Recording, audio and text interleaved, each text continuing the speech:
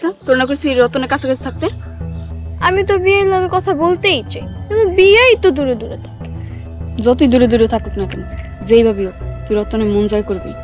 চেষ্টা তো করতেই আছে। বেশি বেশি করে চেষ্টা করবি, সারাক্ষণ সুযোগ খুঁজবি রতনের লগে কথা কওয়ার। আইসা কাল থেকে সারাক্ষণ সুযোগ খুঁজবো। কাল থেকে কি, আইস থেকে। আর শোন, রতনের লগে ফেসবুকে অ্যাড হবি। আইসা আপু অ্যাড করে নিবো নি। তোর রতনের সাথে বিয়া দিব। বিয়ে গিয়ে আমার বিয়া করবো? অবশ্যই করব। চলে বলে কৌশলে বিয়া করে আইসা নে পানাসুর।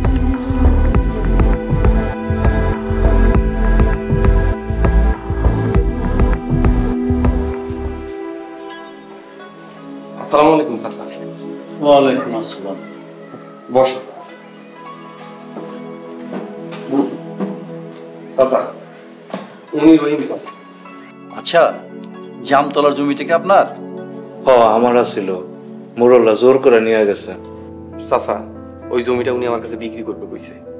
ঠিক আছে, দাম দর কি ঠিক হইছে? মোরল্লা আমার জমি মাগনা নিয়ে গেছে, ও যা দিব আমি তাতেই খুশি। চাচা, 20 শতক জমি আমি 5 লাখ টাকা দিব। আমি যদি এর বেশি বেচতে পারি এটা আমার। এত টাকা জোগাড় করতে পারবা? ওনার প্রথম কিছু টাকা আমি বায়না দেব, তারপর জমি বেচে বাকি টাকা দিয়ে দেব। আমি রাজি। মোরল্লা আমার জীবন তেজপাতা করে ফেলাইছে। আপনি আমার কাছে জমিটা বিক্রি করেন, মোড়ল গো জীবন আমি তেজপাতা করি।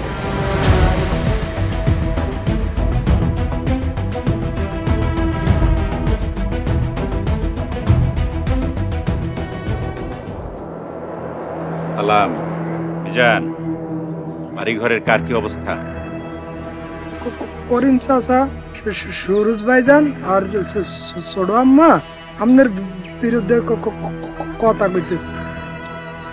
ওরা আমার ক্ষতি করতে চাইতেছে, আমিও ওর জন্য প্ল্যান সাজাই রাখছি। রতন ভাইও তো আপনার ক্ষতি করতে চাইতেছে। রতন রে আমার কিছু করতে হইব না, বাড়ির মহিলারা এই রতনে পিছে লাগছে। বুঝলাম না মরল সাহেব। তোকে ছোট মাথায় এত কিছু ধরবো না, মেজ বউরে আমার সাথে দেখা করতে বলিস। জি মোরল সাহেব। আচ্ছা দাদা ভাইজান, আপনি আমার জমি টাকা ফেরত দিতেছেন না কেন? দিমুনে, চিল্লে চিল্লে কম কর। কালকের ভিতর জমি টাকা না দিলে আমি ডিসিশন নিয়ে নিব। আরে রাখতো, আমি একটু চাপে আছি। আপনি আবার কিসের চাপে আছেন? করিম, তুই তো জানোস আমার একটা শালি আছিল, ওর কথা মনে আছে? কে? নূরজাহানের কথা কইতাছেন? ওর লগে তো আমি কত ডিসিশন না মানে ইয়ার কি করছি। দুঃখের বিষয়কে জানো, আর জামাইডারে ছাইড়ে দিছে, আর বিয়ার লেগে পাত্র খুঁজতেছি। দেখেন পাত্র, তার আগে আমার জমি টাকা ফেরত দিয়া দিয়েন। তুইও দেখিস, তোর বয়সের হইলেও সমস্যা নাই, আর বউ পোলা থাকলেও কোনো অসুবিধা নাই। নূরজাহানরে আমি আগেও পছন্দ করতাম, হ্যাঁ কি আমার বিয়া করব? তুই নূরজাহান রে বিয়ে করলে সুরুজের মা তোর আস্ত রাখবো? কে কি কইব? আমি করিম মরল, প্রয়োজন হইলে কঠিন ডিসিশন নিয়ে নিমু। সালাম মিজান। জি মরল সাহেব। কেমন দিলাম রে? জব্বর দিছেন। আমি শয়তানের ওস্তাদ, শয়তানের বড় ভাই আমার উপরে কেউ নাই। আমার লাগে শয়তানি করতে আহস? ভাতিজা সুরজ, এইবার তুমি ভিক্ষা দেয় কুত্তা সামাল দে।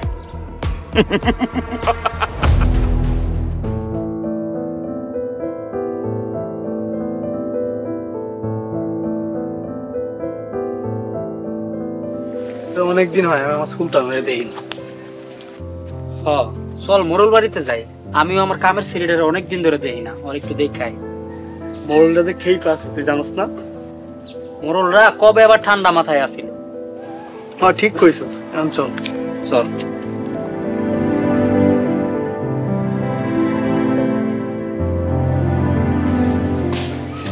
ভাবি কই গেছিল? একটা কামে গেছিলাম লজিক ভাই। কি কাজে গেছিলেন ভাবি? মোরল গো জমি কিনতে গেছিল। মোরল গো জমি কিনবেন? মোরল গো পথে বসানোর রাস্তা খুঁজে পেয়েছে। কিন্তু ভাবি এত টাকা কই পাইবেন? মোরলরা আমগো জমি কিনা নিছিল যার কাছ থেকে, তার কাছ থেকে আমরা আবার জমি নিয়ে নিতেছি। ভাবি এতদিন একটা কামের কাম করতেছে। আচ্ছা ভাবি, যদি আমাদের কোনো দরকার হয় তাহলে আমাদের বইলেন। অবশ্যই গো, আপনারাই তো আমার সব। আমি তাহলে আসি। আচ্ছা বাবু যা যা।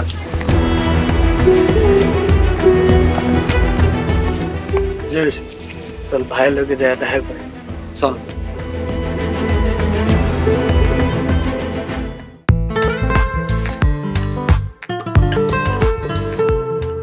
ওই মেয়েটারে অনেক ভালো লাগছে। ওই মেয়েটা তো মোড়ল বাড়ির মেয়ে।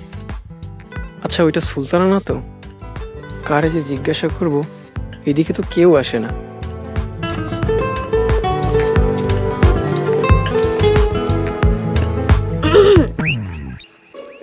আপনার থাকতে খাইতে কোনো সমস্যা হইতেছে না তো? না, কোনো সমস্যা হচ্ছে না। যদি কোনো কিছু দরকার হয় তাহলে আমারে কইবেন। আমার নাম মিনা। বাহ, খুব সুন্দর নাম আপনার। তা আপনার নাম কি? আমার নাম রাজকুমার। বাহ, আপনার নামও তো চমৎকার। এই আর কি। আচ্ছা, সুলতানা দেখতে কেমন? বেশি একটা বালা না, তবে হেয়ার সাইতে আমি দেখতে মাশাআল্লাহ। তা তো দেখতেই পাচ্ছি। আপনার কথা শুনে খুশি হইলাম। জানেন, এলাকার সব পোলা আমার পিছনে ঘুরে, আমি কারো পাত্তা দিই না। কেন পাত্তা দেন না? মনের মতো করে না পাইলে কি আর পাত্তা দেওয়া যায়? তয় আপনি কিন্তু অনেক সুন্দর। Thank you. আচ্ছা, সুলতানের সাথে আমাকে পরিচয় করিয়ে দিও তো। তা দিমু, কিন্তু হ্যাঁ মানুষ বেশি সুবিধার না। কতটুকু সুবিধা সেটাই তো দেখতে চাই। আচ্ছা, যদি কোনো কিছু দরকার হয় তাহলে আমার নাম ধরে ডাকবেন, আমি দৌড়াই চলে আসুন।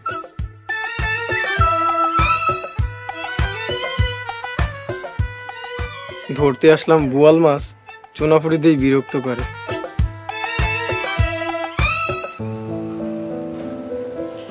আসসালামু আলাইকুম। ওয়ালাইকুম আসসালাম। বসেন। কি খবর আপনাদের? আপনার রিমার পরিবারের অবস্থা কি? মোড়লরা বাড়ি থেকে বাইর করে দেওয়ানোর পর লতিফকে বাড়িতে উঠছি। খুব ভালো করেছেন। আমার যদি একটা বাড়ি থাকতো তাহলে আপনাদের আমি আমার বাড়িতে নিয়ে যেতাম। আপনি কইছেন, খুব খুশি হয়েছি ম্যাডাম। ম্যাডাম, একটা দরকারে আপনার কাছে আইছি। কি দরকার? এই যে এই জমিটার মালিক রহিম মিয়া। এই জমিটা মোড়লরা দখল করে নিছে। দেখি কাগজপত্র।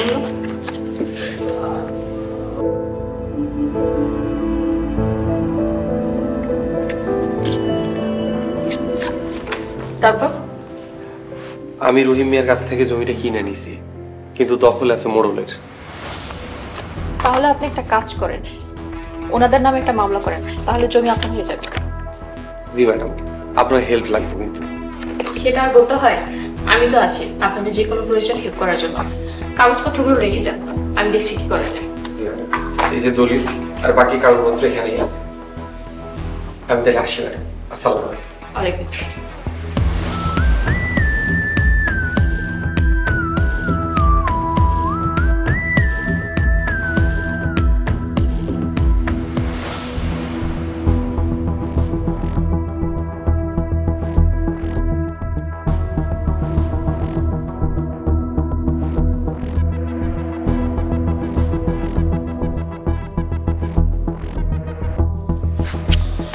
ভালো করছে। দেখবি একদিনে পুরো মোড়ল গ্রাম আমগো হইব। এত জমি দিয়া কি করবেন? মরলে তো 3.5 হাতি পাইবেন। বেয়াদবের মতো কথা কইবি না। জি মোড়ল সাহেব, কমু না।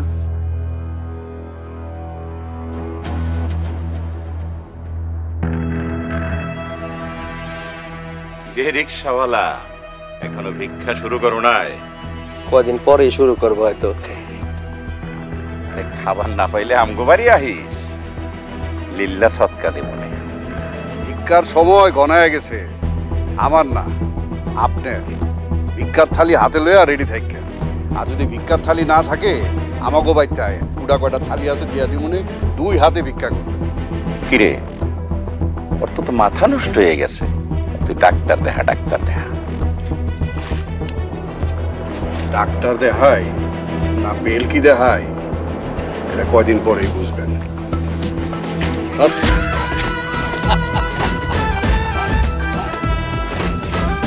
কিরে,